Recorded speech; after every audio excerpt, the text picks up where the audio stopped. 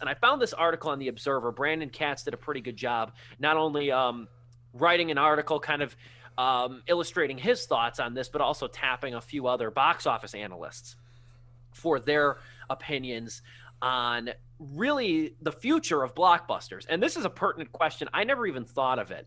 And it got me thinking about it over the last week. And we'll talk about it here. Is a movie making $1 billion even possible now? It's no secret that the way we watch and consume movies has changed dramatically over the last 12 months. AMC allowed theatrical releases to be on video on demand 17 to 31 days after their release in theaters. Warner moved its entire 2021 catalog to HBO Max in a earth-shattering move. I think of all the moves in the pandemic, that had to be the biggest one. Oh, yeah. At least in the film industry. And it recently struck a deal with Regal, giving them a 45-day grace period to show their movies exclusively in theaters starting in 2022 before they're made available on video on demand or even HBO Max. Remains to be seen the kinks of that. And then even Disney, even the titan known as Disney, or the empire known as Disney, trialed Premier Access on Disney Plus. The big question is, are Americans ready and willing to go back to the movies? And I think we have a solid barometer in Godzilla versus Kong, which we'll touch on in a few minutes. But is that elusive billion-dollar benchmark still reasonably attainable? I did some other research. 47 movies have grossed over $1 billion worldwide. 5 have grossed $2 billion worldwide. In the last year. Overall. Gotcha. Yeah. And the last two, and two of the 5 that managed to top 2 billion did so based on a handful of re-releases. I don't even know how many times Avatar and Titanic have been released into theaters for something. Titanic 3D, Titanic Anniversary Edition, or whatever. Titanic Viewing on an Iceberg. I don't know, but that also had an insane length of original run. Unprecedented original run for a movie that's as long as a lifespan too. Yeah. So which makes it even more incredible. But you look at the upcoming slate of movies this year: Suicide Squad, Space Jam 2, Venom 2, which I'm still wondering if it's even going to come out this year. I think it might. I just haven't felt a lot of press for that one. Spider-Man, No Way Home. I don't know if there's any billion-dollar grossers there. Spider-Man's probably the best odds of those. I have to agree. Out of those for this year, I would say maybe that one. Because I don't think Fast and Furious 9, which is apparently coming out this year, it's going to make probably a ton of money overseas. Here, I don't think it's going to come close to what they're expecting it to be, even with the pandemic. But something like Spider-Man, because that is slated for a Christmas release date, I think that's what's going to make it cross, or at least even get close to $1 billion box office if there was a movie to do that. Do I think it's going to happen? Probably not. Not at all. I think we'll see it in the 100 millions, maybe 300 million, 400 million. I don't think it'll get close to the billion mark. I think it will get close to the billion mark. I don't think it will cross it, is what I meant to say. My bad. I think some of these are going to come around 600-700 million, like Venom 2 or Suicide Squad. But Suicide Squad and Space Jam 2, they're already coming on HBO Max same day. Yeah. As far as we know, and we'll touch on that again when we talk about the Godzilla versus Kong, because there's another point I want to make on that. But 2022, I think there's a legit shot, because you have the Batman, you have Jurassic World Dominion, you have Minions 2, and maybe, just maybe, guys, we might see Avatar 2 finally get a release. Just maybe. I think... And I'm curious to see if we will. I'll throw it over to you, Joe. I've already talked too much. Out of those movies, though, I do agree with you. The 2022 candidates, I think, have the better shot of actually making or crossing the billion mark. I think people do want to go back to theaters, and we'll touch on it shortly, because we kind of saw over the weekend, and we even saw it overseas up till its release on Wednesday when we watched it on HBO Max. But people wanted to go to the theater. People wanted to see Godzilla vs. Kong, whether it be renting out a theater for them, for their entire family or their friend group, just for themselves, or just going to a public screening of it and just paying whatever price they had to pay.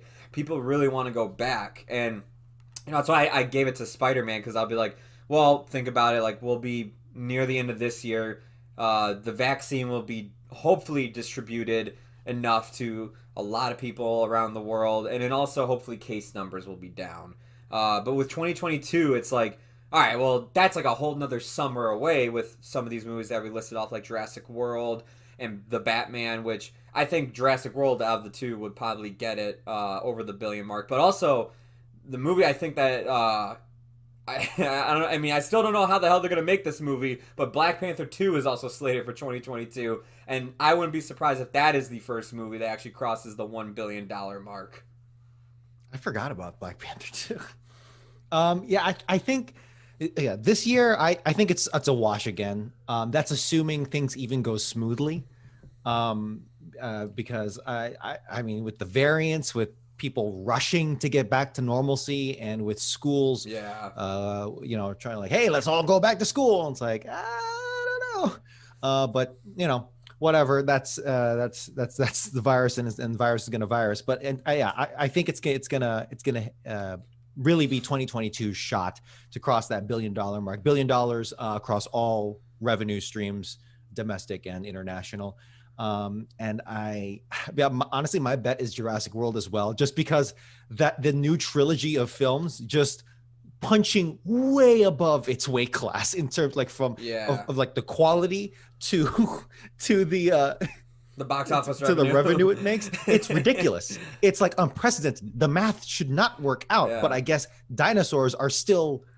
Hey, dinosaurs. At least Avatar, like I can respect to a degree. I still think it's a very forgettable story, and like it clearly doesn't have any cultural staying power. But I can understand how that made $1 billion, particularly from the guy who made the other $1 billion movie. I think $1 billion earning movie. Oh, I was gonna say, I even like the second Jurassic World didn't even come close to making like what the first one made. But I think, like what you're saying, like 2022, like everybody's gonna be itching. We'll be a year later from now. They'll be like, screw it, man. I'll go see dinosaurs on screen again. Yeah, because Kong, you know, we're going to talk about this movie very soon. Kong and Godzilla made some pretty decent money. Obviously, for pandemic money, that's really good. Yeah, exactly. And I think that's just the early. Like, what was the temperature today for you guys? Like 80, right? Yeah. At least around here, around the the upper Illinois parts. So I think just that alone, it's just seeing the world come back to life is. It's like a chain reaction of, let's go to the movies and everything else leading back to that as well. And that's why also, like, I think each movie is going to be a stepping stone to the movie that will eventually give it the $1 billion mark. Like, because we have, like, the Suicide Squad, we have The Matrix coming, Space Jam, and, like, I feel like those are going to make more money at the box office this year than Godzilla vs. Kong. Not a ton more, but more than that. And then eventually it'll lead to Spider-Man, which will probably make the most by the end of this year. And then when we get into 2022, it's just you'll see a gradual rise in terms of blockbusters. We'll touch on this, though, just to kind of go off of this, too. But the Godzilla versus Kong news, too, that broke about the box office earnings of that movie.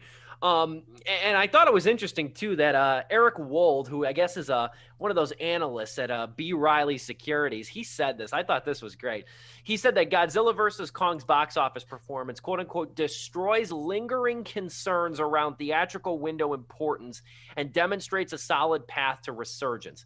That might be a little early, a little premature, but these figures are definitely concerning. I think it's way too early to take a victory lap, which is how the article in the Hollywood Reporter made it sound. Yeah, but it's typical industry. Like you have to do it for the investors. It's like, we got this. Yeah, exactly. So it's like AMC's stock went from a neutral to a buy then. You know, for the first time, I think, in a long time. Yeah, a long time. The whole like big headline in that Hollywood Reporter article is like right there. It says like possible, like it says that like Warner Brothers made the wrong decision with its hybrid release strategy for its 2021 slate. It's like, dude, no offense, but like the first few movies that came out on HBO Max same day, which was the Little Things, Judas and the Black Messiah. Like, and Tom and Jerry, like different quality of films there. Like, some were good, some were really bad, but those movies would have never made the box office they even wanted to get compared to this. Like, this must have been a surprise to them. It made $1 million more than King of Monsters did in 2019, which is, like, amazing to see that, like, you made $1 million more that opening weekend compared to the one where it's like there were no restrictions in place. It's still a far cry. Jerry and the Black Panther. It's still a far cry from like what it would have made in normal conditions, Godzilla versus Kong. But it's grounds for celebration that it managed to surpass the opening weekend total of Godzilla King of the Monsters back in 2019 at 48.5 million. That's what Godzilla versus Kong made. And this is with 60% of theaters open in the country. That's the other piece of this information too. And I think this is further proof. And Dom, I love you. I don't want to go through the whole, like, you know, it's good that Tenet came out just because of the fact that like more people didn't flock to the theater and, you know, in the middle of a pandemic. But I'm just saying this, just objectively speaking, I think this is further proof that Tenet was the wrong movie to test the waters in terms I'm not going to fight you on that. movie going. Now, it might have been a good thing that it was, so you didn't get a huge amount of people going out to the theater just in the long run. But like Mulan, F9, Black Widow, those would have been way better barometers as opposed to a 2-hour convoluted Christopher Nolan movie. At work, probably for the better, but purely anecdotally, but at work, I talked to like 3 separate people in 3 separate conversations that were talking about the Snyder Cut, as opposed to like, not a peep from like, I'd never heard anything about Tenet from anyone in my friend circle, other than you guys, of course. You know, work, family, no one talked about Tenet. Again, pure anecdotal, but I don't know. No, it's true. I'm the same way. Nobody, even now, like Tenet came and went completely, and I don't think it would have. I think it would have done well in normal conditions in the theater, but I think it would have.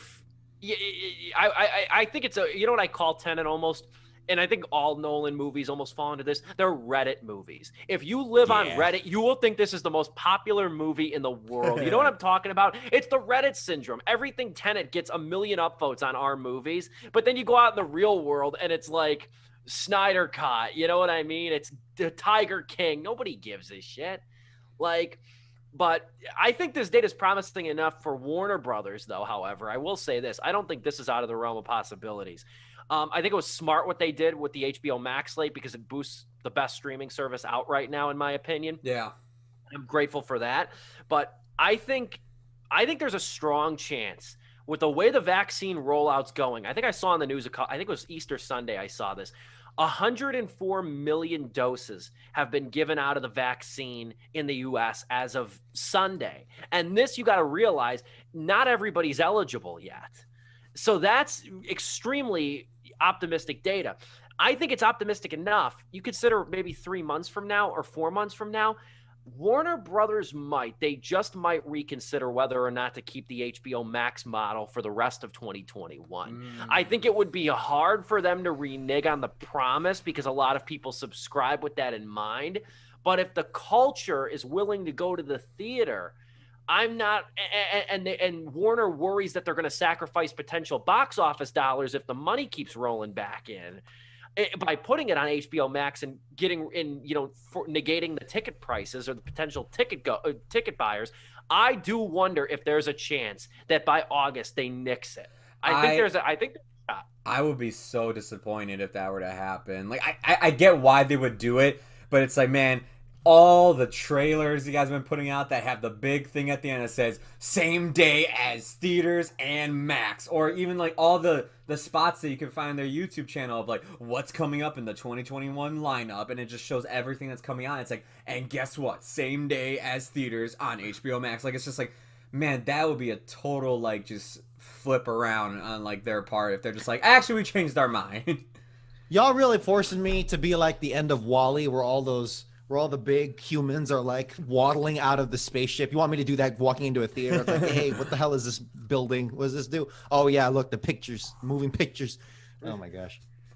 I think there's a shot though. And it would be, here's full disclosure, I would not want to be part of the Warner's PR if that happens. Okay? Because there's going to be I think it would do more harm than good, truthfully. I would just keep it until 2021. 2021, you guys got. I'm sorry, 2022, you guys have the different method now where it's exclusively to theaters, then HBO Max.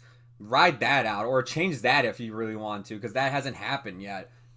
But I mean, you look at the end of the year slate, though, and you have, which I think is going to be a bigger box office draw than people realize. I do. You got The Many Saints in Newark, which is the Sopranos movie. You've got Dune. You've got Space Jam 2. There's another big one, Matrix. You got those movies. And you just wonder, though, whether or not they're going to try, are you going to steal away, especially if the theater business is thriving? Are you going to rob that? Are you going to rob potential dollars from that? It's something to consider for them, but I can't wait. I'm going back to the movies May 1st. I don't know what I'm going to see yet. I'm kind of crossing my fingers nobody is still in theaters because I really want to see that. I do with too. Bob Odenkirk. But I'm going back to the theaters May 1st, and then I'm going to Red Lobster for dinner, and then I'm going to the bar. I can't wait for that Saturday.